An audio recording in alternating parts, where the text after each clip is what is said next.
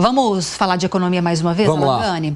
O diretor executivo da instituição fiscal independente do Senado defendeu que as diretrizes do orçamento da União precisam ser reformadas o quanto antes, ou o governo vai sofrer um estrangulamento das finanças em 2026. Exatamente, 2026 e aí 2030, basicamente o Estado brasileiro, o governo federal, só vai pagar despesas de salários. Eu acho que é bastante importante a gente entender de onde que vem esse dinheiro do governo, o orçamento, né? Porque tem uma ideia, muitas vezes, de que o governo tem dinheiro para tudo, que falta vontade política, que o orçamento é infinito e ilimitado.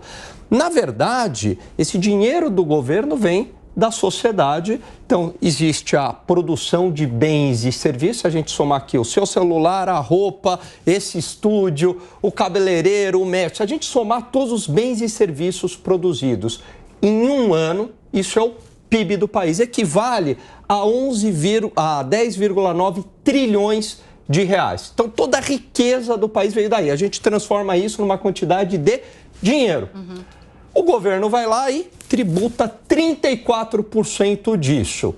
Isso aí dá mais ou menos 3 trilhões e alguma coisa. Para pagar saúde, educação, aposentadoria, juros da dívida, transportes, não é suficiente. Aí o que ele precisa fazer, Lívia?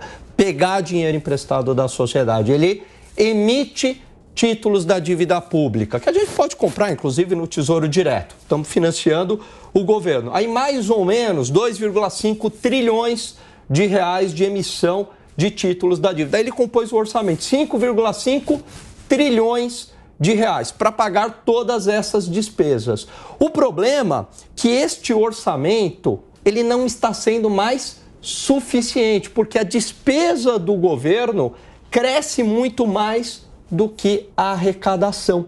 E aí começa a não ter espaço para investimentos em saúde, em educação, em segurança pública, porque tem muitas despesas que são obrigatórias. Por exemplo, aposentadoria é uma despesa obrigatória. A maior parte do A maior orçamento, parte. Né? Salário é uma despesa obrigatória. Juros da dívida é uma despesa obrigatória.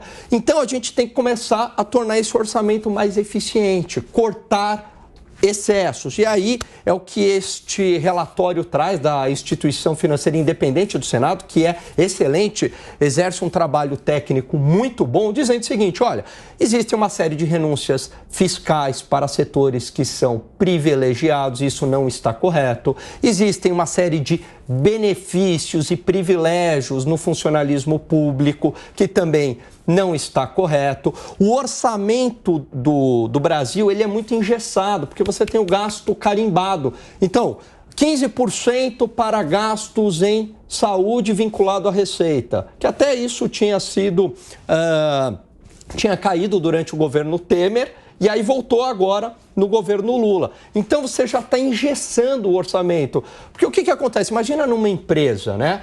A área de, sei lá, de logística tá bem. Só que aí você carimbou que X% tem que ir para a área de logística. Aí você fala, mas a área de logística aqui está bem, não está precisando de recursos. Quem está precisando é a área de marketing. Não, mas já está carimbado aqui o recurso para a área de logística. Só 10%. Aí, exatamente. Aí a área de logística vai ser obrigada a gastar, mesmo que não precise, né? Então você engessou. Quer dizer, qualquer empresário sabe disso, que você não pode engessar o orçamento da empresa. A mesma lógica se aplica ao governo. Então esse orçamento está carimbado, já tem X% para a saúde, X% para a educação.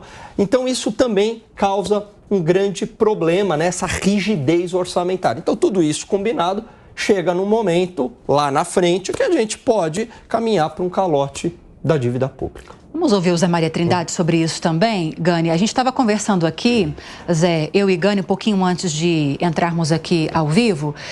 E é fato, nós não temos aqui o índice, o número exato, talvez você tenha. O fato é, a maior parte dessas despesas obrigatórias é composta por pagamento de salários, a previdência. E aí, quando a gente fala de previdência, a gente está com um problema gigantesco, porque é algo que só cresce com o envelhecimento da população e já se fala no Congresso Nacional de uma nova reforma também. O que você tem de informações sobre isso para a gente? Isso mesmo. É isso mesmo. O que a gente ouve todos os dias, né, com os deputados que fazem ali o orçamento, é de que esta é uma peça de ficção. E é mesmo. O valor total do orçamento é de 5 trilhões e 500 bilhões de reais. 5 trilhões. 2 trilhões e um pouco vão para o pagamento do serviço da dívida. Não é nem do principal, parte principal, do serviço da dívida. Vou repetir. 2 trilhões. 2 trilhões vão para o pagamento da folha e previdência. Então, aí, 4 trilhões desaparecem imediatamente, porque são gastos obrigatórios. Esse outro trilhão fica para despesas obrigatórias, como aluguéis, despesas de cafezinho, enfim, de automóveis, despesas obrigatórias do governo. E no final, sobram ali 110, 120 bi. Então, de 5 trilhões, sobram 110 bi.